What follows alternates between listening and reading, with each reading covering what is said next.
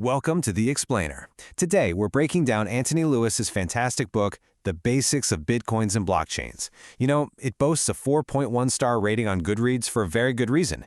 It takes the, honestly, pretty complex mechanics of cryptocurrency and distills them into these incredibly sharp, easy-to-grasp insights. So whether you're just refreshing your knowledge or you really want to solidify your understanding of the underlying architecture, let's unpack how this whole technology actually works.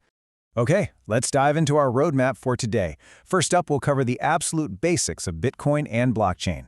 Next, we're going to look under the hood at mining and halving. Third, practical use and investing. And finally, we'll wrap up with the future of digital money. Let's get to it. Section 1. The Basics of Bitcoin and Blockchain.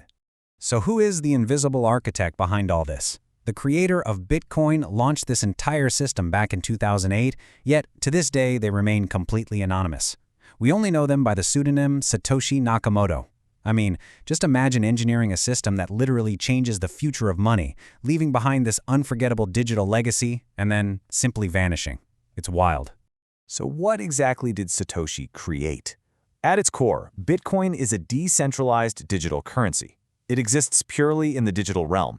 And what that does is it allows for direct, immediate, and totally secure global transactions right between everyday people. There are no traditional middlemen, no central banks, and no unnecessary delays holding up your money. Now, the true power of this really lies in its architecture. In traditional centralized banking, a single entity controls the ledger. That means you have a central point of failure, or, a prime target for manipulation. But Bitcoin, it uses a decentralized network. We're talking thousands of independent computers globally participating in a democratic network to verify every single transaction. It basically guarantees the system's absolute integrity. And the revolutionary technology making all of this possible is the blockchain. Think of it as a secure, completely unchangeable public digital ledger. Roughly every 10 minutes, a new block of verified transactions is added to the chain. What's brilliant here is how it balances transparency and privacy. You can see exactly which digital wallet holds which Bitcoin, but the actual names of the owners, those remain completely hidden. Moving right along to Section 2, mining and halving rewards. We know what Bitcoin is, but how exactly is it created and secure? Antony Lewis has this great comparison in the book. He says miners are like digital treasure hunters. New Bitcoins actually enter circulation through a process called proof of work. These miners use massive specialized computers to compete against each other to solve incredibly complex cryptographic puzzles. The very first one to solve the puzzle validates a new block, secures the network from fraud, and boom, they get rewarded with brand new Bitcoins. But there is a really fascinating catch built into the system. Lewis says halving is like gradually tightening a water faucet. To control inflation, the system is hard-coded to automatically cut the miner's reward in half, roughly every 4 years. It's a deliberate, baked-in mechanism to create intentional scarcity. Let's look at how that plays out. When Bitcoin first started, miners received 50 Bitcoins per block. Then a few years later, it halved to 25, then 12.5, down to 6.25, and so on. And this gradual tightening, it's going to continue until the reward eventually hits absolute zero. That is projected to happen way out, around the year 2140. Which leads us directly to a very specific, hard limit, 21 million.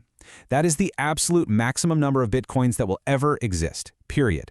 Historically, this program's scarcity has a profound impact on the price. Basically, as the supply of new coins shrinks, but demand persists or grows, it naturally drives up the value over time. Okay, Section 3, Practical Use and Investing. Let's take these high-level concepts and bring them down to earth. If you're actually thinking about buying in, just remember this. Investing in Bitcoin is like navigating a stormy sea.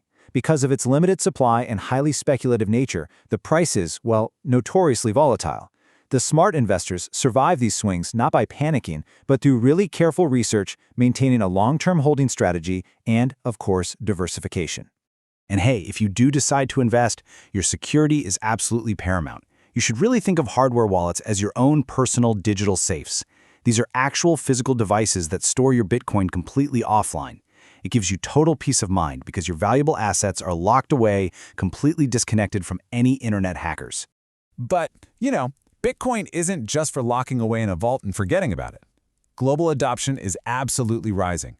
You can actually use it as digital cash right on your phone to buy a coffee, book a flight, or, believe it or not, even purchase real estate. You get the benefit of low fees and instant global transfers. You just have to remember to navigate the varying global legal frameworks carefully. Basically, use your local laws as a guidebook for safe usage. Finally, Section 4, the future of digital money. What happens when this whole technology scales up globally? Well, the underlying technology here, the blockchain, is already expanding far beyond just cryptocurrency. Non-financial industries are rapidly adopting this secure, transparent ledger system. I mean, we're seeing it revolutionize how we secure sensitive healthcare data, how we run transparent voting systems, track complex global supply chains, and even manage property registration. It's becoming a highly versatile digital tool. And traditional finance? They are definitely paying close attention to all this. Governments and central banks are actively developing what are known as CBDCs, or central bank digital currencies. These are fascinating because they essentially aim to mix the familiar stability of traditional government fiat money with the rapid speed and transparency of blockchain technology. Now, it's not a perfectly smooth road ahead. The industry faces some very real hurdles right now. We're talking about massive energy consumption from mining operations, really complex regulatory barriers across different nations, and, as we mentioned earlier, ongoing market volatility. But frankly, overcoming these specific energy and regulatory challenges presents incredible opportunities for sustainable innovation down the line. If this explainer has sparked your curiosity, there is so much more to discover out there.